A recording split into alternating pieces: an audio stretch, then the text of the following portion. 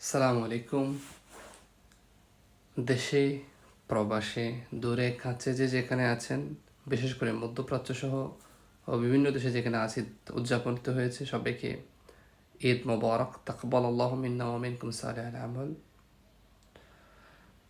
তো কালকেও যাদের ঈদ উদযাপন করতে যাচ্ছেন, 30টা রমজানের পরে অনেক সময় পরে আমরা 30টা রোজা উদযাপন করতে যাচ্ছি অলরেডি। অলমোস্ট লাস্ট 2-1টা ঈদ মনে হয় 30টা রোজায় যায়নি, 29-এর পরে ঈদ করা হয়েছে।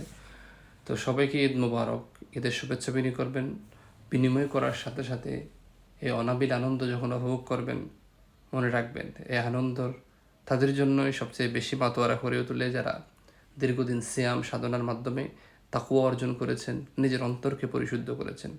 সো আল্লাহর কাছে আবারও সেই দোয়াই আমরা করি, আমাদের কলুষিত অন্তরের ভিতর আল্লাহ যেন হেদায়েতের নূর ঢেলে দেন। সে হেদায়েতের নূর আমাদেরকে সৎ কাজের দিকে রাখবে, হালাল পথে রাখবে, হারাম থেকে বিরত রাখবে।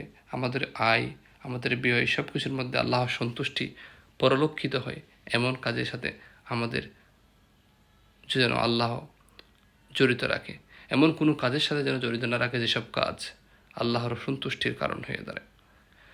সো আজকে রমজানের শেষের মাধ্যমে ঈদের আনন্দ উদযাপন করলাম আমরা। প্রবাসীদের ভিতরে তেমন ঈদের সে আমেজটা থাকা সত্ত্বেও তারাও দেখাতে পারে না, কারণ যেখানে পরিবার নাই, যেখানে দূরপ্রবাসের মধ্যে মা নাই, বাবা নাই, ছেলে নাই, সন্তান নাই, নিজের বিবি নেই। সো সেখানে ঈদের আনন্দটা অনেকটাই লাঘব হয় না, কারণ পরিবার না থাকার কারণে। তো আল্লাহ সবাইকে আনন্দের সহিত যে ঈদ আমাদের এসেছে সেটাকে গ্রহণ করার তৌফিক দান করুক। প্রবাসী সকল, আমি নিজেও একজন প্রবাসী, সকল প্রবাসীর কষ্ট যদি অর্থে যে বাংলাদেশ বিনির্মাণ হচ্ছে, সো দেশের পক্ষ থেকে আশা করি সবাই সেই প্রবাসীদের জন্য দোয়া করবেন এবং আল্লাহ যেন ভবিষ্যতের অগ্রগামী বাংলাদেশকে এগিয়ে নেওয়ার ক্ষেত্রে প্রবাসীরা যেন আরও বেশি ভূমিকা পালন করতে পারে সেই দোয়া রাখবেন।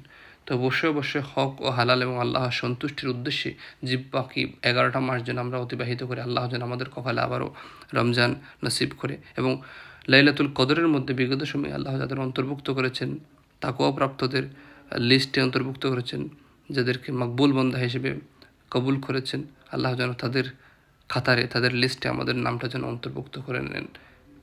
আমিন। সকলে বলেন আমিন এবং দোয়া করবেন। আল্লাহ হাফেজ। সালামু আলাইকুম।